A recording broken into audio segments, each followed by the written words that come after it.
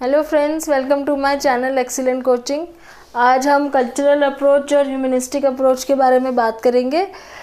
इससे पहले हमने बिहेवियर अप्रोच के बारे में बात की थी, जिसमें स्टिमुलस और रिस्पॉन्स के बारे में बताया था मैंने, और 3 थ्योरीज उसमें हमने बहुत इंपॉर्टेंट डिस्कस करी थी। एक क्लासिकल कंडीशनिंग, ऑपरेंट कंडीशनिंग और सोशल लर्निंग थ्योरी। ठीक है, अब आज आपकी कल्चरल अप्रोच है। यहाँ पे cultural approach of personality. Cultural approach, जैसे कि नाम से पता चल रहा है कि ये जो अप्रोच है ये कल्चर को ज़्यादा वैल्यू दे रही है। तो इस अप्रोच के अकॉर्डिंग ये है, इस अप्रोच का ये कहना है कि जो लोगों की पर्सनालिटी होती है वो कल्चर के ऊपर डिपेंडेंट होती है। किसी का कल्चर कैसा है, किसी का रहने सहने का तरीका कैसा है, उस पर बहुत ज़्यादा डिपेंड करता है कि उसकी पर्सनालिटी किस तरह डेवलप होती है। ठीक है, तो यहाँ पे इन्होंने ज़्यादा फोकस जो किया हुआ है वो इकोनॉमिक मेंटेनेंस सिस्टम को दिया हुआ है। इकोनॉमिक मेंटेनेंस सिस्टम के लोग जहाँ पे भी रहते हैं वहाँ पे वो किस तरीके से अपने इकोनॉमिक यानी कि कमाने का तरीका उनका क्या है, अपने आप को सरवाइव करने का किस तरीके से वो खाते हैं, कमाते हैं, कैसे वो वहाँ पे रहते हैं, वो सब तरीके जो हैं वो चीज़ें डिसाइड करती है कि लोगों की पर्सनालिटी किस तरह की बनती है। ठीक है, अब यहाँ पे हैबिट्स एंड हैबिटेट की बात करें यहाँ पे, जैसे कि अलग अलग हैबिटेट के लोग हैं तो उनकी आदतें भी अलग अलग होती है रहने की।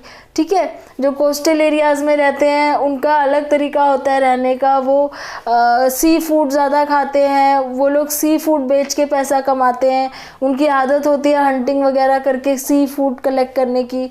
जो सिटी एरिया में रहते हैं उनकी आदतें अलग होती है, वो जॉब्स करते हैं, नौकरी पे जाके पैसे कमाते हैं, उनका फूड अलग होता है। ठीक है, तो हैबिट्स किस तरह की होती है वो आपके हैबिटेट पर डिपेंड करता है। हैबिटेट मतलब आप जहाँ रह रहे हो। ठीक है, आप क्या खाते हो, किस तरह की चीज़ें आपके आसपास है। इसमें एक वर्ड है फ्लोरा और फौना करके।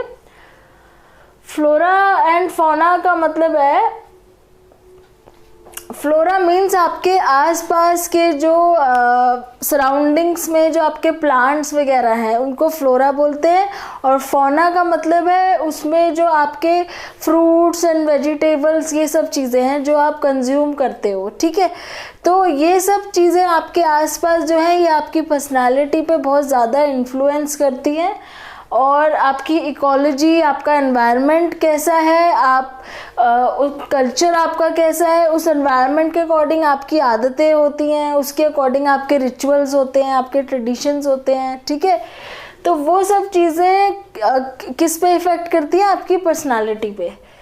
अब इन्होंने जैसे कि एक एग्जाम्पल लिया है कि बिरहोर, एक इन्होंने ट्राइबल किसी ग्रुप का एग्जाम्पल दिया हुआ है बुक में। हम तो एक जनरल एक ट्राइबल ग्रुप की बात करेंगे, ज़रूरी नहीं है कि हम सिर्फ बिरहोर की बात कर रहे हैं। ट्राइबल ग्रुप में क्या होता है, जो लोग जंगलों में रहते हैं, जो नोमैड्स होते हैं। नोमैड्स मतलब कि जो एक जगह फिक्स जगह नहीं रहते, जिनको हर बार अपने रहने की जगह बदलनी पड़ती है खाने की तलाश में। ठीक है, अब उनकी कैसी आदतें होती है, वो जंगल में रहते हैं, उनके आसपास पेड़ पौधे जानवर ये सब होते हैं। वो कैसे खाते हैं या कैसे अपना काम चलाते हैं, हंटिंग करके।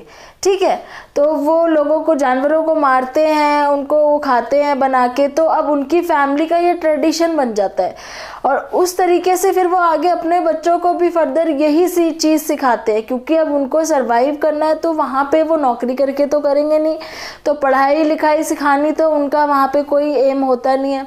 उनका एम होता है कि आगे फर्दर जो उनके बच्चे हैं वो हंटिंग करना सीख जाएं, इंडिपेंडेंट हो जाएं, अपने आप डिसीजन लेना। क्योंकि जब हंटिंग करने जाते हैं तो उसमें सबसे ज़्यादा ज़रूरी होता है कि अपने आप डिसीजन लेना और इंडिपेंडेंटली करना। तो ये सब चीज़ें सिखाई जाती है अपने बच्चों को या अपने आसपास के लोगों को।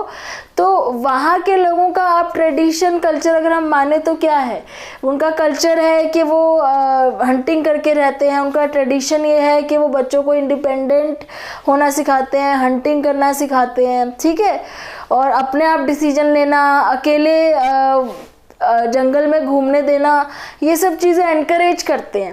वो चाहते हैं कि हमारे बच्चे जाके जंगल में आराम से घूमें, ताकि उनके आसपास की जगह का उनको पता चले, वो फेमिलियर हो जाए अपने एनवायरनमेंट के साथ। और वही अगर चीज़ हम अपने शहर के सोसाइटी या कल्चर से हम लोग कंपेयर करें तो यहाँ पे उल्टा है। यहाँ पे थोड़ा सा प्रोटेक्ट करके ज़्यादा रखा जाता है। यहाँ पे बाहर ना भेजने का कल्चर है कि बच्चों को जल्दी बाहर नहीं भेजना, उनको प्रोटेक्ट करके रखना, इंडिपेंडेंट जल्दी नहीं होने देना। तो उल्टा हो गया बिल्कुल।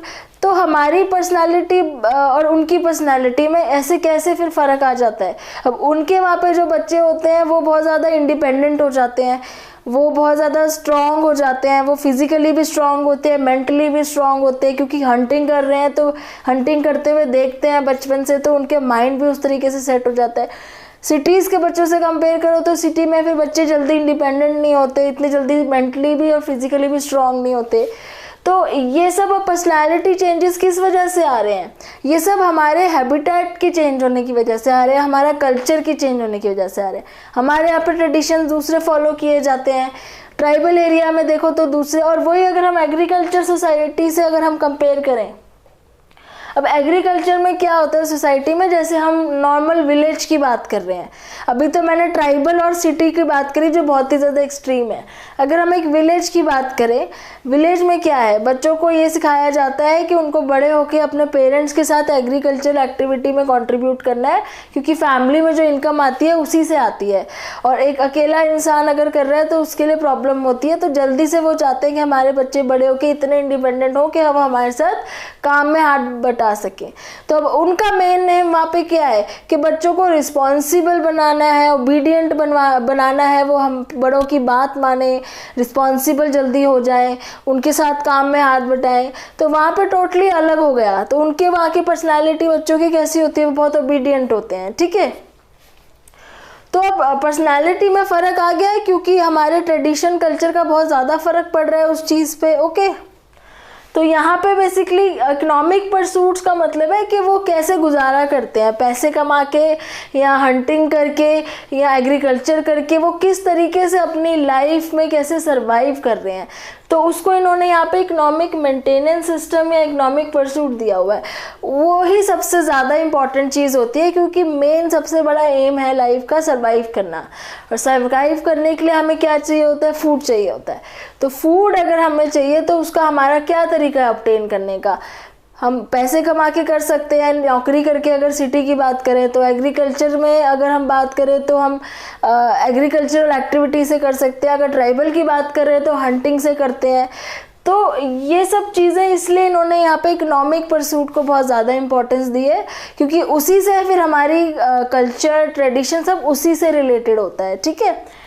तो ये तो हो गई कल्चरल अप्रोच की बात, जिसमें इन्होंने ज़्यादा फोकस किस पे किया हुआ है, हमारे एनवायरनमेंट पे और हमारे आसपास के रहने सहने के तरीके पे, इस पे फोकस किया हुआ है कि इस पे डिपेंड करता है कि हमारी पर्सनालिटी कैसी होती है, ठीक है।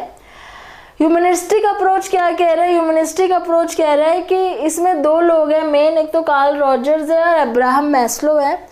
ये लोग ये बोलते हैं कि जो ह्यूमंस होते हैं ना, वो ऑटोमेटिकली एक फुली फंक्शनिंग लोग होते हैं, फुली फंक्शनिंग पर्सन्स।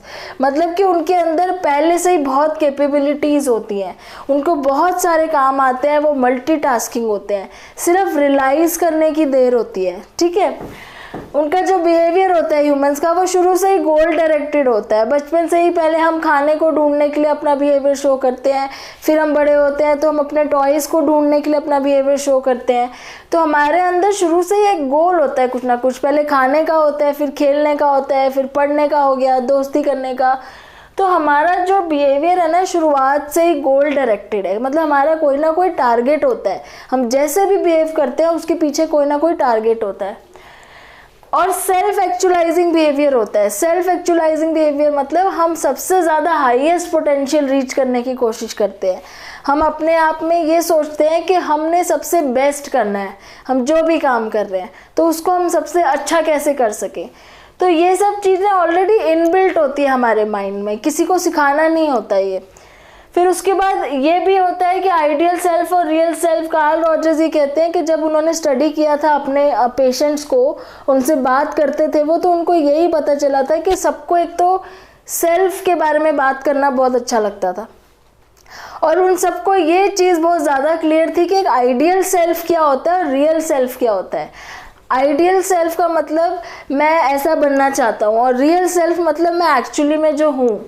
तो उन सबके माइंड में ये चीज़ हमेशा होती थी कि मैं अभी ऐसा हूँ लेकिन मुझे वैसा बनना है। तो ये वाला कॉन्सेप्ट सबसे ज़्यादा लोगों में उनको मिला था, जितने भी लोगों ने उनके पेशेंट से उनसे बातचीत करते थे वो, तो उनको ये पता चला था कि लोगों के अंदर ना वो रियल सेल्फ से आइडियल सेल्फ जाने के लिए बहुत ज़्यादा मोटिवेशन होती है, और इसीलिए वो उसको सेल्फ एक्चुअलाइजिंग बिहेवियर बोल रहे हैं, क्योंकि आइडियल सेल्फ का मतलब है जिसमें वो सबसे बेस्ट अपने आप को देखते हैं। फिर उसके बाद इसीलिए उन्होंने एक अनकंडीशनल पॉजिटिव रिगार्ड की बात की थी कि अगर किसी को उसका आइडियल सेल्फ तक पहुंचना है तो उसको अपने आसपास का ना एनवायरनमेंट बहुत पॉजिटिव होना चाहिए। अगर किसी को अपने लिए कुछ अच्छा अचीव करना है आगे, तो उसके आसपास के लोग बहुत ज़्यादा पॉजिटिव और एनकरेजिंग होने चाहिए।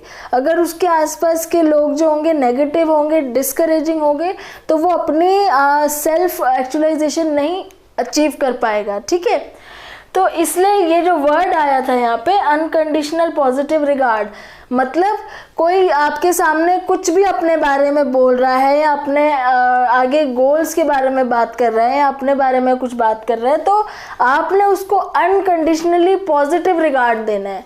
आपने उसको सपोर्ट करना है पॉजिटिवली, उसको टॉन्ट नहीं मारने, उसको नेगेटिव नहीं बोलना, मजाक नहीं उड़ाना, क्योंकि वो सब चीज़ें क्या होती है नीचे लेकर आती हैं। ठीक है, तो अनकंडीशनल पॉजिटिव रिगार्ड से ही उनकी एक थेरेपी जो उन्होंने बनाई थी, client centred therapy.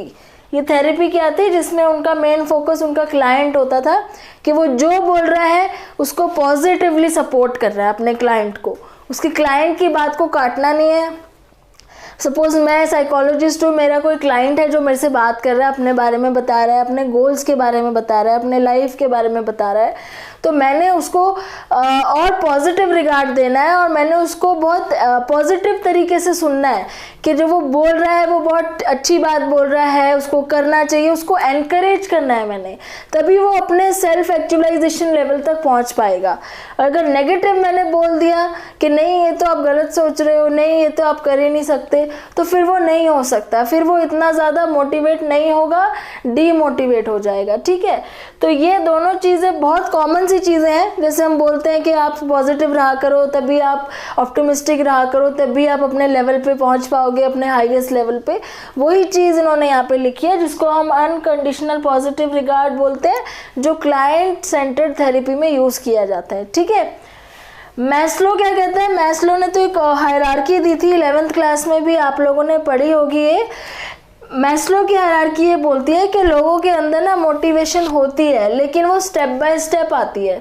Step by step कैसे आती है, एक पिरामिड के फॉर्म में उन्होंने बताया था कि सबसे पहले उनका जो मोटिवेशन होता है वो ये होता है कि उनके फिजियोलॉजिकल नीड्स पूरे हो जाएं। फिजियोलॉजिकल का मतलब है फूड, शेल्टर एंड क्लोथिंग, मतलब खाना, कपड़े और रहने की जगह। ये तीनों चीज़ें पहले उनकी नीड्स पूरी होनी चाहिए, तब वो आगे फर्दर उसके लिए मोटिवेट होते हैं अगले स्टेप के लिए। दूसरा स्टेप आ जाता है सेफ्टी। जब उनके ये 3 बेसिक नीड्स पूरे हो जाते हैं तो उनके अंदर फिर मोटिवेशन आती है अपनी सेफ्टी के लिए। हमने अपने आप को सेफ कैसे रखना है, सेफ्टी के लिए प्रॉपर्टी, पैसे, ये ज्वेलरी, ये सब चीज़ें इकट्ठी करनी शुरू कर देते हैं। ठीक है, उसके बाद जब उनका वो वाला नीड पूरा हो जाता है तो उनके थर्ड स्टेप आता है बिलोंगिंगनेस वाले नीड पे। अब बिलोंगिंगनेस में उनको रिलेशंस दूसरों के साथ बनाने हैं, सिक्योरिटी होनी चाहिए, इमोशनल नीड पूरे होने चाहिए, दूसरों के साथ फ्रेंडशिप होनी चाहिए, अच्छे अच्छे रिलेशंस होने चाहिए, उनको लगना चाहिए कि हाँ उनको लोग पहचानते हैं। तो अब क्या हुआ, पहले तो बड़े सिंपल नीड्स थे, बेसिक नीड्स थे तीनों के, बस खाने का होना चाहिए, रहने का। फिर आया कि हमारी सेफ्टी भी होनी चाहिए, वो भी पूरा हो गया, तो बिलोंगिंगनेस आ गया कि भाई हमारे रिश्ते होने चाहिए अच्छे लोगों के साथ, हमारे दोस्त होने चाहिए, फैमिली होनी चाहिए। वो भी जब पूरा हो जाता है तो फिर आता है एस्टीम। एस्टीम मतलब कि हमारा सेल्फ रिस्पेक्ट होनी चाहिए, हम जो काम कर रहे हैं वो दिखना चाहिए लोगों को, हमारे 10 लोगों के बीच में इज्जत होनी चाहिए, लोग हमारी रिस्पेक्ट करें, हमारे अंदर सेल्फ कॉन्फिडेंस बढ़े। ये भी नीड जब पूरा हो जाए तो लास्ट में आता है सेल्फ एक्चुअलाइजेशन। सेल्फ एक्चुअलाइजेशन जो टॉप मोस्ट नीड होता है जब लोग अपने फुल पोटेंशियल पे पहुंच जाते हैं और उनको ये फील होता है कि अब हमने वो अचीव कर लिया है जो हम सबको मतलब एक टॉप लेवल होता है जिससे आगे अब कुछ नहीं रह गया अचीव करना। तो ये मोटिवेशन अपने आप ह्यूमंस के अंदर आती है। तो मैस्लो बेसिकली ये मोटिवेशन की बात यहाँ पे करते हैं, क्योंकि यहाँ पे इन्होंने शुरू से यही बोला है कि ह्यूमंस जो होते हैं वो ऑलरेडी फुली फंक्शनिंग होते हैं, उनके अंदर मोटिवेशन होती है, उनका बिहेवियर गोल डायरेक्टेड होता है, लेकिन स्टेप बाय स्टेप आता है। ये बोल रहे हैं वो चीज़ स्टेप बाय स्टेप आती है। पहले उनको बेसिक नीड पूरे करने होते हैं, बाद में उसके आगे के नीड पूरे करने होते हैं। तो फाइनली वो लास्ट में एक ऐसी स्टेज पे पहुँचते हैं जहाँ पे उनको लगता है कि अब ये हम अपना बेस्ट कर रहे हैं। ठीक है, तो ये आपकी ह्यूमनिस्टिक अप्रोच हो गई और ये हो गई कल्चरल अप्रोच जो पर्सनालिटी को अलग अलग तरीके से डिफाइन कर रही है। और अब हम आगे पर्सनालिटी की अप्रोचेस पढ़ ली हमने। नेक्स्ट वीडियो में असेसमेंट ऑफ पर्सनालिटी पढ़ेंगे, जिसमें हम थोड़े अलग अलग तरह के टेस्ट करेंगे के बारे में पढ़ेंगे कि कैसे हम पर्सनालिटी उसमें टेस्ट करते हैं। तो आई होप आपको ये वीडियो क्लियर हो गई होगी, समझ आ गया होगा सब कुछ। तो आप वेट करिए मेरी नेक्स्ट वीडियो का, और वीडियो अच्छी लगे तो प्लीज़ लाइक करिए और सब्सक्राइब भी कर लीजिए। Thanks for watching.